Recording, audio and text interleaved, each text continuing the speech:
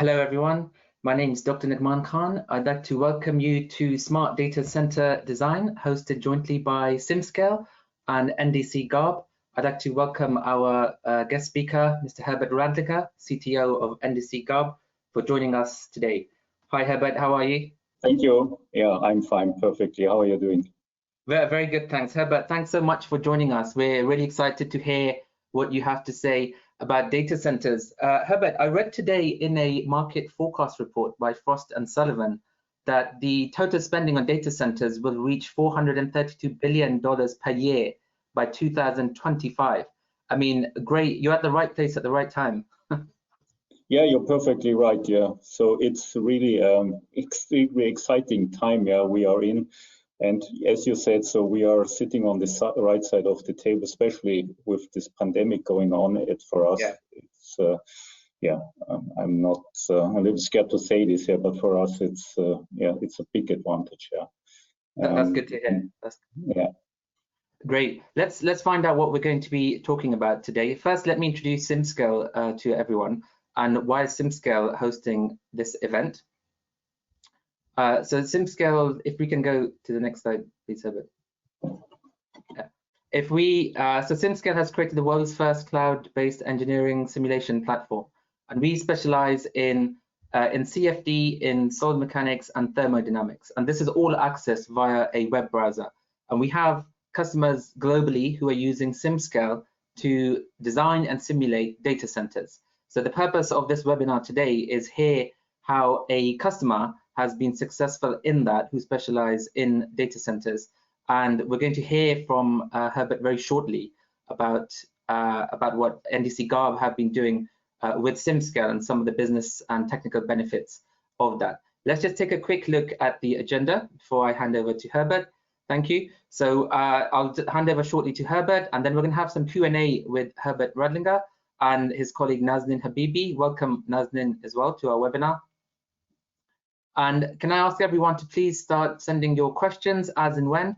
If they're questions that fit in with what Herbert and Nazneen are talking, we'll take them. Otherwise, we'll save some of the questions towards the end. After the guest presentation, I'm going to hand over to my colleagues Alex Fisher and Darren Lynch, who will be talking a bit more about SimScale and why the features and advantages of SimScale lend themselves really well to designing and simulating data centers. And you'll remember when you signed up to this workshop that there's a part 2 happening next week, which is a hands-on workshop where we take you through step by step of setting up a simulation for a data center, running the simulation and looking at some results. And my colleague Darren Lynch will be showing you a brief overview of that workshop. And there's still time to sign up. And at the end, we'll tell you a bit more instructions on how we're going to do that. Well, thank you, Herbert. Really looking forward to what you have to say, please. Yeah, welcome to the audience from wherever you dialed in, and thank you, Nagman, again for giving NDC-GARBE the opportunity to present our company and also the utilization of the SimScale solution. My name is Herbert Radlinger. I'm the CTO from NDC-GARBE. I am a mechanical engineer and hold an MBA, and I'm since 25 years in the high-tech industry with focus of developing construction of data centers. And as we said before, it's one of the most challenging times we're currently in, with extremely growth, but also technical developments happening currently. Yeah? More than I could imagine, let's say 10 or 20 years ago. With me today is Nazneen Habibi. She holds a Master of Science in Architecture with specialization in digitalization and computational architecture. And she is responsible for our BIM platform and for any other IT applications we are using in our business. The question is digitalization sustainable? As of now, we say no, it's not. Not only are data centers extremely power hungry, but each data center currently also needs a generator for backup. So that means a lot of emissions. And just to give an idea where we currently are, so the data centers worldwide, they consume as much power as, for example, Russia or Canada is using power for the whole country. Also, looking at the growth, yeah, so Nachman, you mentioned also before where we are heading to, but also give you a little bit an idea from where we are coming. Yeah? So we have since 2010 already a growth of 550%, and we expect in the future another growth of 220% for the next 5 years. So a lot of additional power and energy needed, where we need to find solution to tackle this. Otherwise, we will counteract all these green initiatives, which now also worldwide going on. And that's why, and here we also defined our purpose of our business to decarbonize the digitization, and what we try to support the IT industry to advance the carbon footprint to net zero or even to sub-zero. For this, we founded a company which is a joint venture of 2 arms. The one is NDC Data Center, which is a technology arm, and the second one is GARBE Industrial Real Estate, which is a real estate company, one of the leading providers of logistic and warehouses in Germany. One of the biggest clients is Amazon, for example. And NDC, which holds a patent in a highly efficient cooling technology, beside other technical solutions, which makes our data center not only extremely efficient, but also cost effective. One of our current projects running that you just see is a 40 megawatt data center in the Frankfurt area. So you might ask now, okay, what has this to do with CFD modeling? So I want to come back now to what I mentioned before, our cooling solution. So we are running our data center cooling a little bit different from what is currently, the way it's currently happening. And we use rear door water cooling systems. But before explaining this, for all of you who might not be expert in data center cooling solutions, a little bit an understanding what the current cooling solution looks like. It's 100% air-based. The servers, they push their hot air to the back row of the racks. From there, this hot air gets collected, travels to a central point, to an air handling unit, where the air gets recuperated, the heat gets removed, and the fresh and cold air gets pushed back into the room.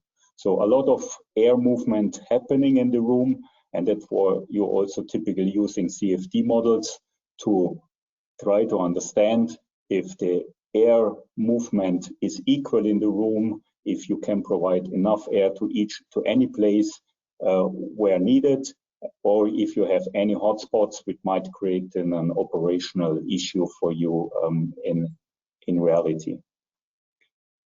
The NDC-GARBE cooling solution makes a little bit different. So what we are trying to achieve is to take the heat as near from the source as possible. And for this, we are assembling heat exchangers on the backside of the racks. With this, the servers, they push their hot air through these heat exchangers. The heat exchangers are supplied by cold water. The heat gets immediately transmitted to the cold water. Air gets recuperated, and the fresh air gets then again supplied into the white space or into the server hall, where it can immediately be used by the servers. Here you see an example of a project. It's from GSI in Darmstadt, where this technology is used. And the GSI in Darmstadt, this is research institute for particle colliders, and they are processing and storing their data there from their experimental tests. Coming back to the CFD modeling. In the normal air-cooled solution, as I mentioned before, you typically have a steady state study. You want to check out, okay, is the air equal distributed in the room, or do I have hotspots? In the NDC-GARBE data center solution, that's not needed, because as we are not moving or pushing air around in the room and take the heat exactly at the source. We are more interested to understand what happens if there's a failure at anywhere in the cooling supply, and what is the impact on the temperature over a period of time, and how much time do we have to react. This here picture demonstrated very nicely. Let's say, for example, you have here a failure in this rack corridor here. Water supply gets disrupted. So how much time, or when do I have an overheating of the area here, so that then the intake air is too high and the servers will fail due to overheating. This, for example, shows here that we have a 16-minute simulation, and to see how temperature develops. So far, too good to our technology and solutions. So, and I will now hand over to my colleague Nazanin. She will now explain a little bit more how we're going to do the simulations and what has to be considered. Naz, please take over. Okay, perfect. Thank you, Herbert, for the introductions, and hi, everyone. So here, what I wanted to show you from my perspective with my background in architecture was how we're gonna bring, start from the CAD file and to the results that we got. So for each simulations, we had an objective, and in the sample I wanna go through. This is about the time we had to, we needed to intervene before the critical temperature reached in the data room when one of the rack rows heat exchanger is failed. And so in the, here we see through the geometry, this is a part of the SimScale platform. We need to import a CAD file, and probably people from my discipline knows that the architectural model, 3D models that we are dealing with, it has a lot of details, and it's really complicated, and this is not something that we can proceed with the simulation. So one of the biggest challenges was how we simplified the CAD model and reduce all the walls and the racks to the simple surfaces, like one-dimensional objects, and to import it and avoid to have a lot of core hours and computational time. So here we needed to import it in a suitable format. So I was using Rhinoceros, and which is offering its own format, but as well for the Parasolid, which has we can maintain good characteristic of the 3D geometry in order to do simulations. And then the next slide. So here we have some inputs that we generally use over the time, and for example, for the rack capacity was what we used was around 13 kilowatts, which can, if we make a sum for the whole racks inside the room, we can apply it as a heat it's spreading into the room. So whether we go with the kilowatt or assigning the temperature, we use them both. And for example, in this case, we were using the passive cooling, water cooling, but we needed to apply flow rate because otherwise we had problem with the pressure. And in this case, on the except the one failed row and the outlet of the all heat exchangers or racks, we applied the temperature of 25 degrees. And since this is a transient study, we needed to apply this increasing temperature to the failed row of racks. And in order to do that, we need to consider more parameters and characteristics of the materials. And for example, the thermal mass and the water capacity So we came up with an Excel file, and this was something that helped a lot. We could import the Excel file directly into the platform. And here, for the next one, for the wall temperature, whether it's a summer situation or winter, we could change the wall temperature here. And obviously, the initial temperature that the simulation starts with is the air temperature. So about the simulation time here, we considered, we started with the 1,000 seconds, and this is what the time we assume that we need to intervene to the room and fix pieces and make everything functional back to normal. And about the processor cores, I use most the automatic, but you can change it manually from 1 to 96. And obviously, if you choose a lower number, it's gonna take more, but at the end, the core hours is gonna consume the less. And about the writing the results, you can define the intervals between how steps in these 1,000 seconds you want to capture the result, so you can deal with it in the after the post-processing to visualize them. And in the next slide, so this is a screenshot from the platform. So this is how you can see in the blue surfaces is where we apply the 23 degrees, and it's a constant temperature for the functional heat exchangers. And the next one is where for the single rows which was failed and it wasn't working properly, we inserted the Excel file with the, if you go to the next, with the exponentially increasing temperature on the rack rows. And so this means that for the first 60 seconds, we have the fixed temperature because we considered as the time to heat get absorbed from the racks and the water in the pipes. And what we can see in the next slide is the you see the lag here at the beginning, and then the simulations starts, and you can see the arrows which is showing the flow direction.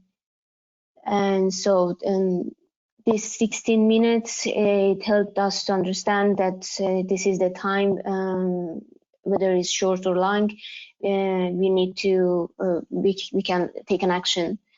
And if we go to the next, so this is a couple of features which is it's provided from the SimScale platform, and about the post-processing. If someone needs to have an animation in 3D, you can have it in a video format or in 2D animation. And about the graphic features, for example, in the image on the right side, we can see the particle trace, which is a feature that helps to understand in the transient study how the heat is spreading in the room. And in this case, the traces are they are following the colors of temperature, but there is option to change it to the pressure or the velocity. And so about the benefits for NDC-GARBE, so the platform is cloud computing, and this helped us a lot because we are not doing 100% CFD simulations, so we don't own the high power engines here in-house. So this is saved a lot of effort here inside our company. And about the technical support, that the help of the team, we got through all stages we went through, from the onboarding, preparing the geometry, mesh, and everything. They guided me very well. and about the post-processing that I mentioned. So you're not gonna have a collection of numbers, but you can visualize it easily on the platform itself. And about the predefined setting. So normally you don't need to start for every project from the scratch. So you have a good setup of numbers that it's suitable for the kind of simulation, transient, or whether a steady state you are going through. And the same for the various simulation you can have in one project. So if we are working with SimScale in 1 or 2 years, probably you have different projects, but in this case you are able to keep them in one project. And same for the geometries, that you can change them in one simulation. So it is about the geometry, and changing the CAD is something that is so much improved since we started with SimScale, and which means for each time you don't need to change the CAD file and import it each time, and you just change it within the platform if it's a tiny change, or you just need to, or in our case, moving walls or some surfaces separately. So, and then next slide is if you have any questions, Herbert and we are here, and it's most welcome. Nazanin, thank you, Nazanin and Herbert. We do have some questions, in fact, which I'll pose to you. We've got about 5 questions to get through before we move on, and I can see another one's just come in. So really interesting presentation. I guess first question, Herbert, for you, a couple of technical questions first. Herbert, you mentioned earlier in your presentation about the transition to net zero and decarbonizing the data center industry, given it consumes so much power. And you used the term net zero and also sub-zero. I guess a lot of people understand net zero, what that means. Can you give us, elaborate a bit more on what you mean by sub-zero? Sub-zero means nothing negative. Yeah. So sub-zero means that we actually not only neutralizing carbon, that we also even consume carbon from whatever. So like one good example, and that also what our cooling technology is already ready for, that you are using exhaust heat, the exhaust heat, yeah, from the servers, for example, for district heating of the environment where the data center is located. So with this, automatically you will get sub-zero, because then this residential areas or whatever they are, it don't need any energy supply or energy consumption for heating. Yeah. Yeah, fantastic. And are you finding that your customers, you know, the big companies like Amazon and the others, are they demanding data centers are moving towards net zero and sub-zero? Is that very much the trend? Yeah, sure. So they also have the pressure also from the society. Yeah. Good example, Microsoft, they want to be neutral by 2030. Not only this, they want to even compensate for their already emitted carbon since they founded the company. Yeah. So the same is Google. Google wants to be carbon neutral by 2020, and so on. Amazon, all the big ones. There, everybody has some plans, as we also have. You know. So I believe. It's nobody will get away with this in the future. Yeah, and everybody needs to think about how his own organization can contribute or can really achieve its own goals. Absolutely. A couple of technical questions from the audience. Maybe one for you, Nazanin, is how the simulation that you showed, the case study, roughly how long did that take to simulate, and approximately how many cells were in that mesh? We're just waiting to hear Nazanin. So about the cells, about the quality of the mesh, well, this is something we worked a lot on it. So, but about each simulations, what we needed, it was around 208 core hour. So, yeah, for number of cells, it depends. It was sometimes like 2 million. Yeah, so it depends how precisely you want to achieve the quality of the results. Yeah. Absolutely. And just sticking to the kind of net zero, sub-zero theme, can natural sources, natural resources be used as cooling sources, I guess? Is that something that's common, like water sources, which are natural bodies of water? Yes, so far water was used a lot for cooling to become more energy efficient or to avoid any chillers. Yeah. But looking at the situation of the last couple of years, water is not an option anymore because we will get, even in Germany, we get water scarcity. Yeah? So the last couple of years during summertime, when you really need the cooling, there's a shortage of water. So you have to make a call using the water for the population and the nature, or using it for cooling. Yeah? So that's why we already stepped away using water, natural water sources for cooling. And which is never anyway not needed as long as we can have a carbon neutral energy supplied. Yeah, then you could also use a chiller, because then the chiller runs on power which is produced by wind or by solar or whatever it is. Yeah? Or in the future, hydrogen. Yeah, it's. Thank you, Herbert. Nazmin, just going back to the simulations then, a question from one of the attendees. How difficult was it to set up the transient simulation? Set up and run the transient simulation? And it goes back to a wider question, I guess.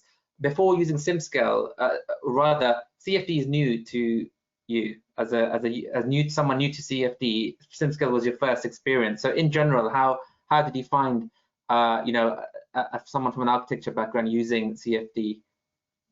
From my experience, I didn't do any CFD before, but I could take some training and tutorial video. I watched them from SimScale. But from my experience, for each transient study, we try to do first a reasonable steady state to capture the result if it's working properly, because a transient, it's taking more core hours, more time, but in order to see if the inputs we are inserted, if the first result are reasonable about the pressure and the velocity, if it's working, and then we went through the transient. So about the with my background, I had experience with mesh, because we do rendering in architecture, so this is something I was familiar with, and as well with the physics of fluids, not like a mechanical engineers, but I had some interest, obviously, and some knowledge about it. But yeah. Okay, great. Great, thank you. We have a question from Ellie specifically about the racks. Is that maybe you could explain what CAD tool do you use to bring into SimScale, and how is that process? And also, very specifically, are the racks modeled as solid boxes in your simulation? So the racks in this case are not the whole geometry, and they're not considered. So we were interested in our company to see how the temperature in the room and the pressure is, and since we were not producing the racks, and we didn't want to use the 3D CADs for the racks, because this is it's something we are considering to do in the future, but this is a micro scale simulations, and I would say it's a bit too much effort to simulate the entire room with fulfilled with racks, and simulate them all. But one case would be if we simulate one rack and we deploy it into the whole study case. Yeah. And so so in this case they were considered for each rack we consider like a surface on the back and the surface on the front, and we applied the we assigned the characteristic temperature and the flow rate to that surface specifically. Great, thank you, Nazneen. Herbert, a question for you perhaps. What have been some of the I guess the non-technical benefits, not the physics, but using a cloud software like SimScale for NDC-GARBE? For us, it was important to be able. It's not our daily business doing CFD modeling, so we do it from time to time.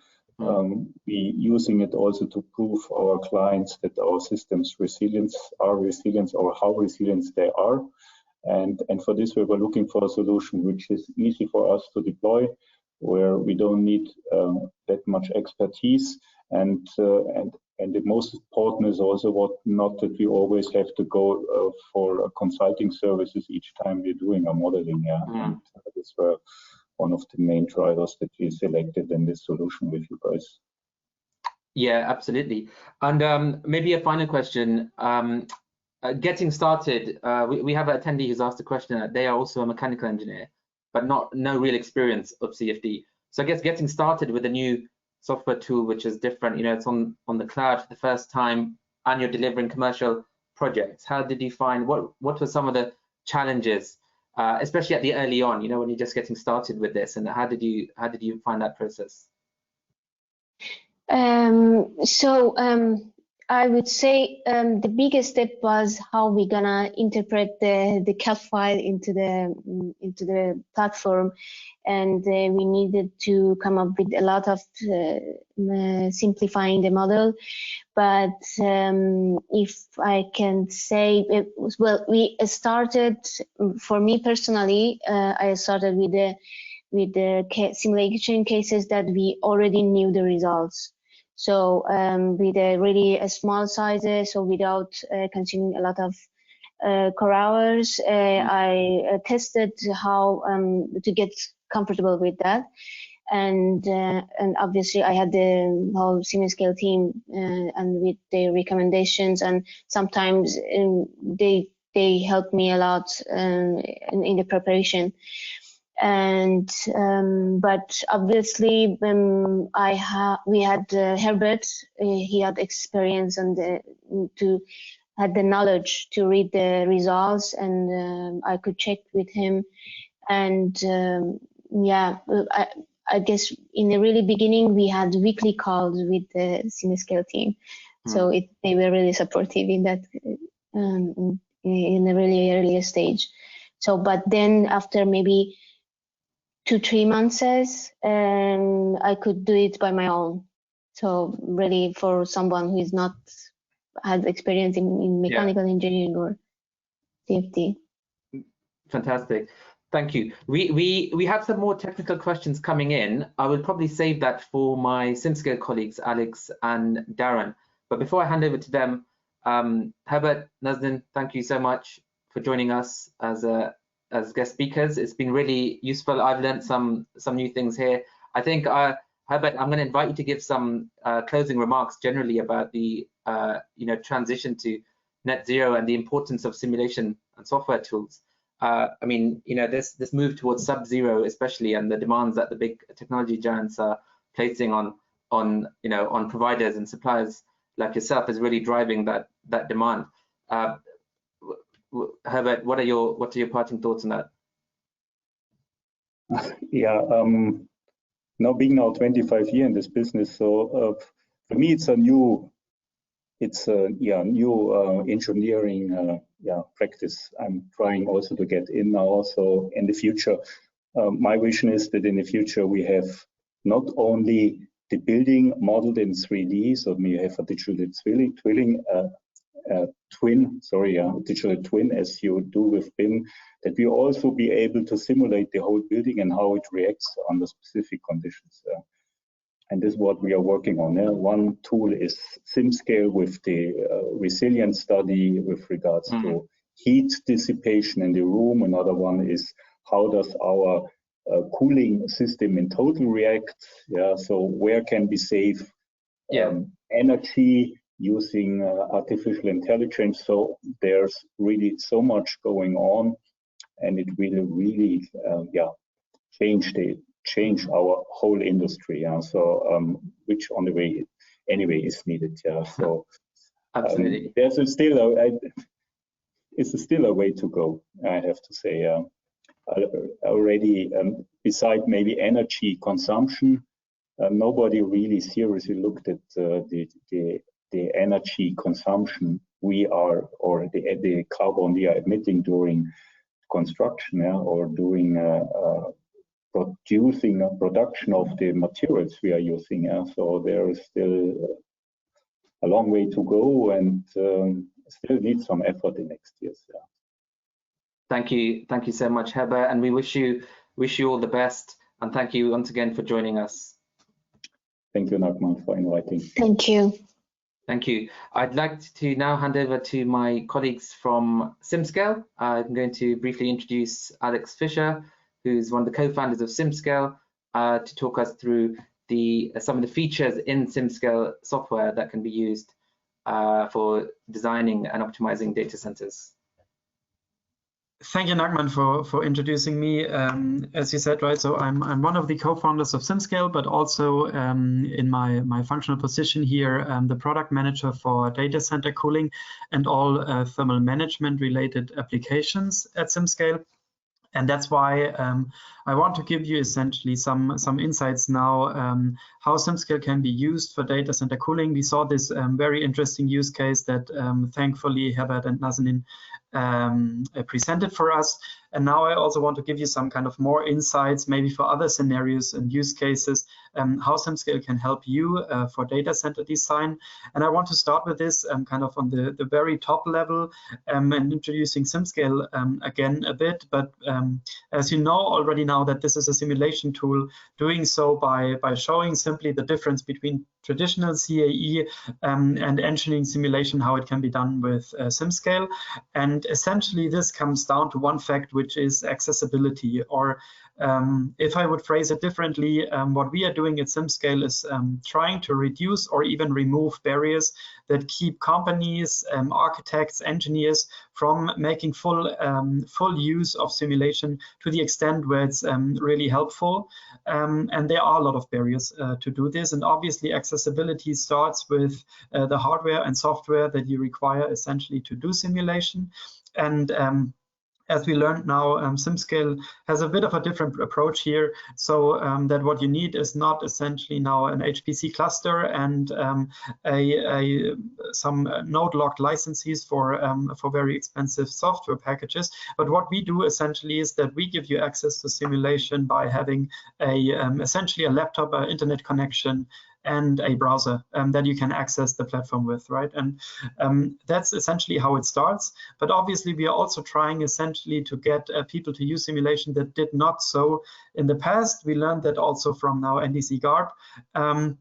And this is essentially that we're also trying to address what we call know-how barrier. So we built the whole platform in the consciously by trying to have the user interface support people that did not use simulation before, maybe are not as adjacent to this subject. And additionally, we also have the live support that was also mentioned, right? So you don't need to file if you're having troubles with your simulations on SimScale. I have a question, some ticket in some support system, and then get answers via some long email thread.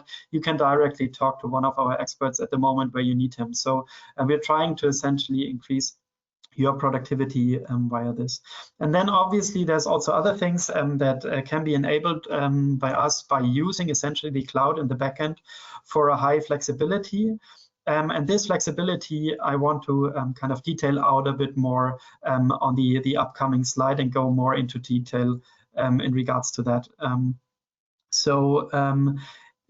If you look here, essentially on the right-hand side, what this should show you essentially is kind of the average simulation demand you usually have in a company. It does not even matter that much if you're simulating every day or if you simulating every week. You will always have some spikes essentially in the simulation demand that you're looking at, and it comes in the end. It comes down to a trade-off that you need to look at, and this trade-off is between essentially utilization of the hardware and software you purchased, and the utilization or best use of your time in your design process.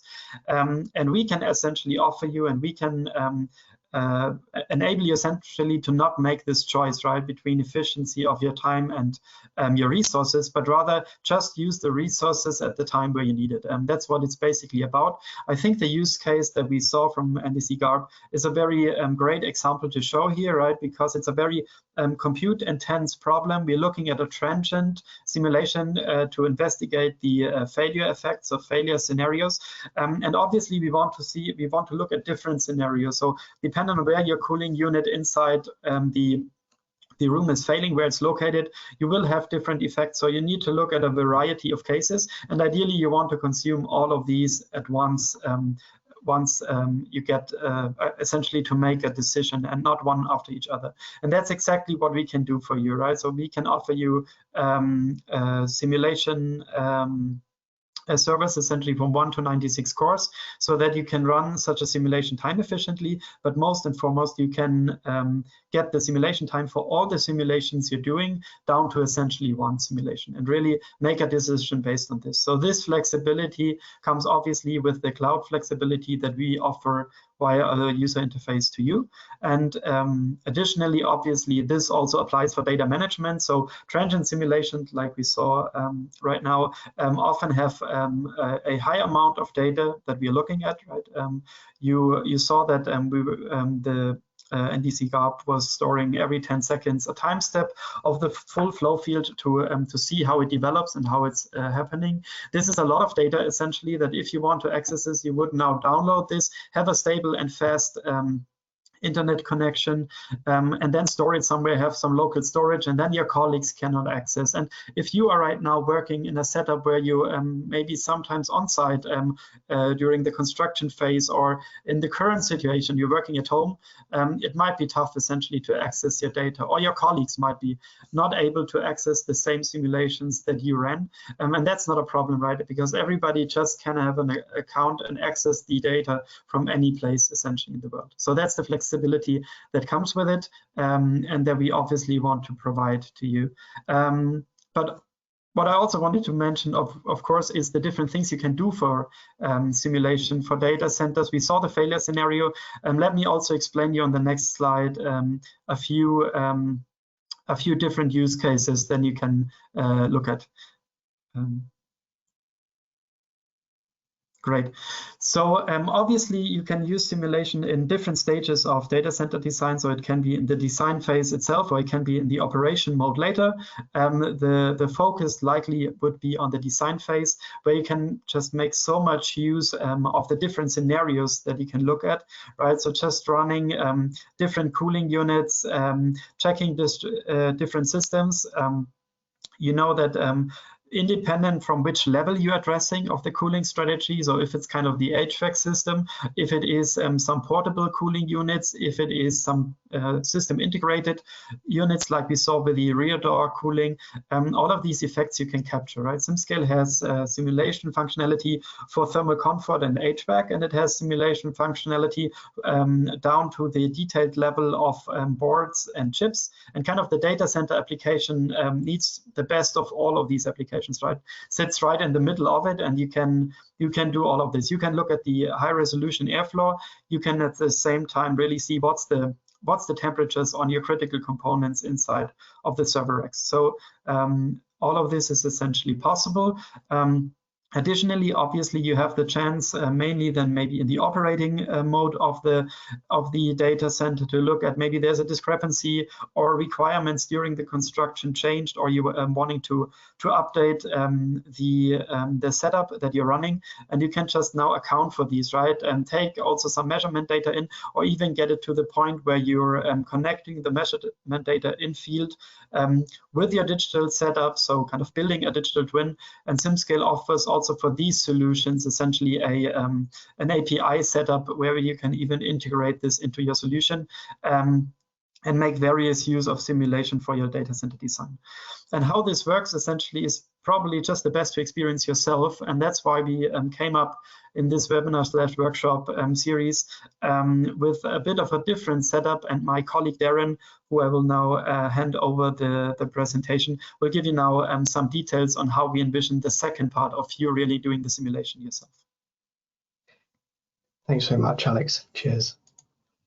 So, yeah, my name's Darren Lynch.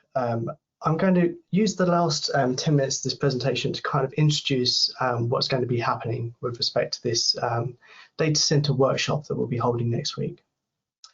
So what this is going to be is an opportunity for you to follow along with me giving instructions on how we would typically go about setting up a traditional data center type simulation. So we're going to jump into a room. I'm going to go through the key points of simulation setup. You're going to follow along, and if you've got any questions on the way, there's going to be opportunity for you to reach out to us. We can help you with your simulation, and there's going to be not just myself but my colleagues as well to help you through this setup process. So it's going to be a really hands-on experience, and hopefully you get a lot out of it. So the case that we're actually going to look at is going to be a traditional small open aisle data center. So you can actually see an image there of the geometry that we're actually using. It's supplied with an underfloor cold air supply. We've got 16 42U racks in there and 2 chiller units aligned with the hot aisles.